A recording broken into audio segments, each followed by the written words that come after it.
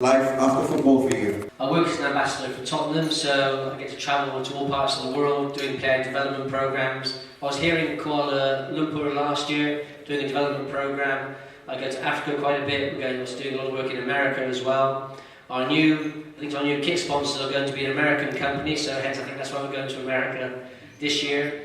So yeah, I was very lucky. And then I became an ambassador for the 2010 World Cup. Now, 2 years before the bid was announced in 2004, I was asked, during my playing days towards the end, I was asked by the government to go out to South Africa to help do some development programs in the township. So I was captain of Tottenham, so I was sent out there 2 years running. And during that time, there was a gentleman called Danny Jourdan. Danny became a very good friend of mine, and Danny was to become the CEO of the World Cup for South Africa.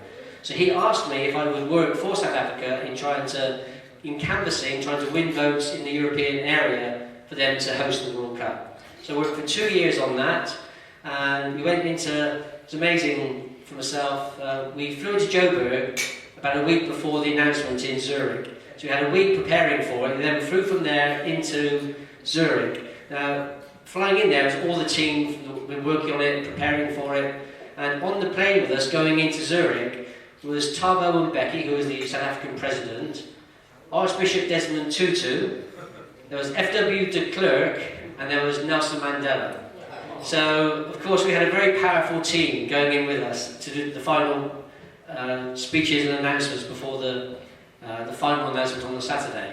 On the Friday night, we had a dinner at the hotel put on by the president for all of us, and I sat on a table with Nelson Mandela, and he is one of my iconic figures in my life. What he achieved when he came out of prison, where most of us, I think the human nature is such that we want revenge. He came out, he wanted reconciliation.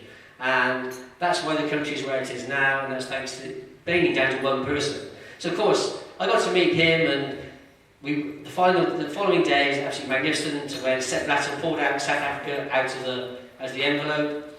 We went back to the hotel straight after that, and one wall of the hotel had been beaming in from South Africa all of the pictures, TV pictures from the townships, from the stadiums, from the streets, of all the people there celebrating us winning to host the World Cup. So I worked for 6 years on that after winning the bid to 2010, and I was very proud of South Africa and what they achieved. Everybody doubted what they could do down there. Everybody said it's going to be terrible, the crime, people are going to get killed. Well, after the World Cup finished, FIFA said it was the most successful World Cup in FIFA's history, and it was the most secure World Cup in FIFA's history.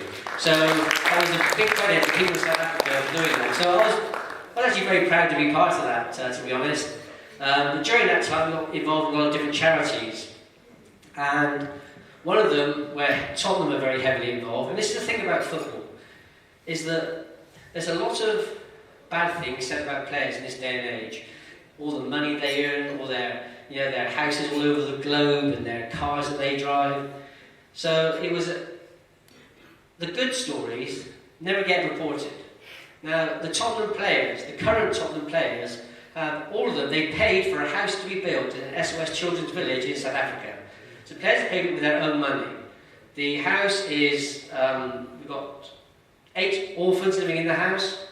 We've got all their bedding, all the furniture. Everything for that house is supplied by the players. Each player also sponsored one orphan.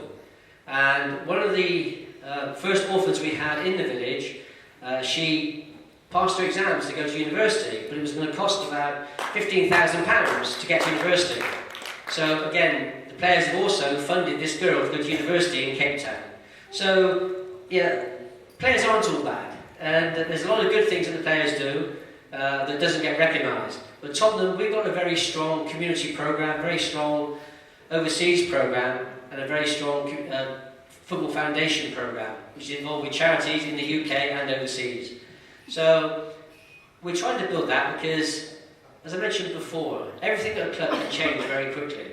We want to make sure that when a new owner comes in, when a new manager comes in, when new players come in, the foundations and the history and traditions of the club are still a solid foundation. So we want to put all these things in place so the charity will be ongoing, the work we do in our player development programs, won't be doing academies, won't be in Asia, America, Africa. They're all going to be programs with longevity and not short-term programs.